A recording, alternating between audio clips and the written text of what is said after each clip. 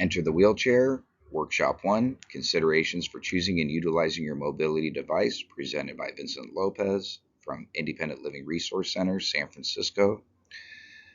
Visual description is a ultralight manual chair in a backyard.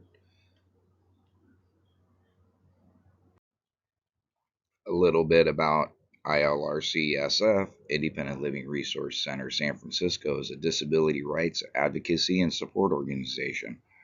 Our mission is to ensure that people with disabilities are full social and economic partners within their families and within a fully accessible community. ILRCSF's mission is achieved by systems change, community education, partnership with businesses, community organizations, and government, and consumer-directed services. We work to empower individuals and community so that all people with disabilities have a full, productive, and independent lives as they choose. About your presenter. My name is Vincent Lopez. I'm a Bay Area native with a technical and customer service background, starting as a bicycle mechanic at the age of 15.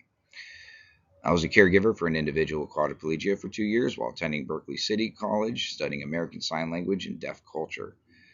I have over 6 years of assistive technology experience as the Assistive Technology Department Manager running the reuse program at CID San Mateo. I have completed the CSUN Assistive Technology Application Certificate Program in 2017.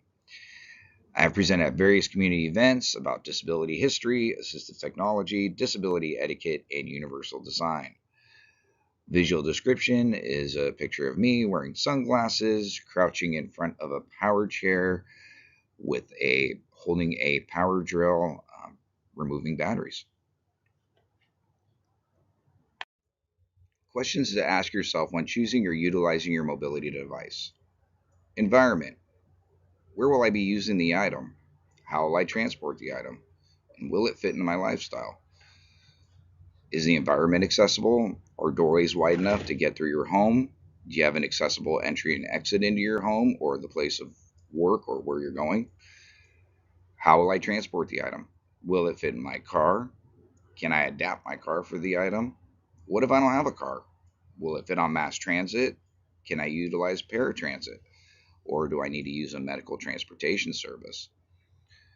Next question is, will it fit in my lifestyle? On the things I like to do during the day in my activities.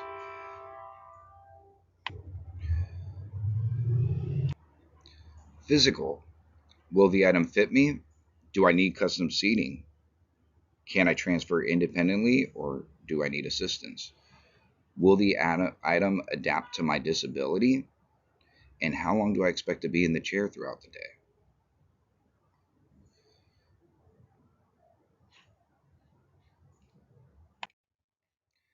Avenues on getting your mobility device.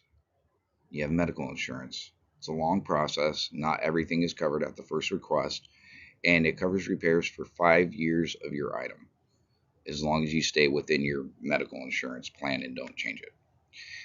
Out of pocket, where you pay for the item yourself, can be costly and there's no reimbursement from the insurance. You're responsible for the repairs and breakdowns of the item. Donations. Donations may not be the right fit. The cost of maintenance, transportation, and modifications you do have to pay for. The types of chairs. We have a manual chair, transport, generic, ultralight, and tilt in space. Out of power chairs, we have a scooter, a power chairs, and then we have a group 2 and group 3 power chairs. Visual description on the left is a generic manual wheelchair, blue and chrome. In the center is a picture of a hover-round bariatric power chair, a group 2, and the third picture is a group 3 tilting power chair in orange. Manual chairs. Visual description on the top left, there's a blue generic manual chair with big wheels, and it is chrome. On the right is an ultralight manual wheelchair. So on manual chairs, we have the generics. which is low cost, they're heavy, they're temporary, and most of them are foldable. The ultralight manuals are expensive, they're custom made for the individual, lightweight, can be foldable or rigid, is for people with more of an active lifestyle, and there also is power assist available. Manual chairs, non self propelled. On the top right corner, there's a picture of a tilt and space chair. A tilt and space. They're heavy, they're custom, and they're long term chairs because they have a tilt feature that allows you to tilt the chair back to take pressure off of yourself to prevent pressure sores. Then we have a transport chair. Transport chairs are kind of generic, not custom fitted. They're lightweight, easy to transport, and foldable, but they're for short term use. So you get into the chair, you get to where you have to be, and then you transfer out of the chair. Scooters and power chairs, group 2. Scooters, some can be disassembled for transport. You do need more function to operate a scooter, and they range in sizes from small foldable scooters to large scooters where you need like a trailer hitch type lift for it. You must be able to transfer out of the scooters periodically to prevent pressure sores. And certain types of scooters are not covered by medical insurance. Power chair group 2. They range in sizes, they're semi custom, they are hard to transport. You must be able to transfer periodically because there is no tilt function available. On the visual descriptions is an older adult riding on a small go-go scooter. On the right is the hover round bariatric group 2 power chair. Group 3 complex power chairs. Visual description on the picture is a Invicare TDX tilting power chair with an attendant on the back, and it's orange. Group 3 complex power chairs. The bad is they're heavy, hard to transport, and you must have an accessible home with ramps to get in and out, and they're highly specialized for the person and their disability.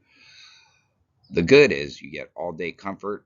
It's custom built for you. You get multiple input controls, so you can use different joysticks, a head array, and some of them even offer environmental controls on the joystick, so you can control your TV. You can use it as a mouse and different things with the joystick internal.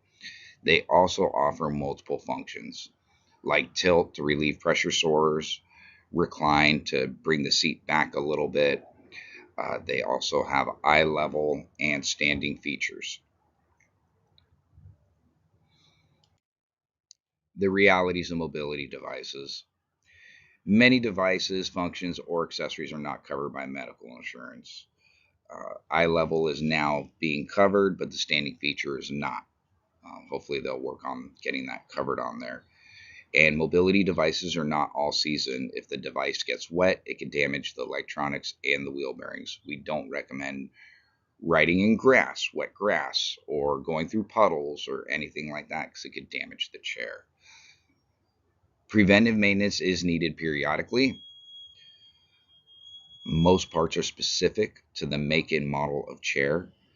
We do not recommend overloading the device, especially in San Francisco because we have all the hills. When you get your chair, it's set up for your specific weight. If you load up the device with extra things like bags, groceries, things like that, put that into consideration of how you're going to be using the chair for the weight requirements. So if you're a 200-pound person, but you're going to be carrying 50 pounds of groceries every day, or when you go shopping, try and consider that as part of the weight range on your chair. The battery life is estimated at about 3 years with proper maintenance. It can go higher, sometimes it does go shorter. Make sure if you do not use your chair to top it off at least once a week, charge it overnight. or every 2 weeks, just to be safe if you're not using the chair. Once the batteries die, a lot of the batteries cannot be recharged from zero. So then you have to replace the batteries. If the chair sits for 3 months without a charge, you may need to replace your batteries. Posted range is not real world. So if they tell you that the chair should go 5 miles, 6 miles, make sure to test it in the real world environments. And I always err on lower than higher just to be safe so you don't get stranded with your mobility device. And we have upcoming presentations: Insurance and You, Manual Wheelchair Maintenance 101, Scooter Maintenance 101, Power Chair Maintenance 101.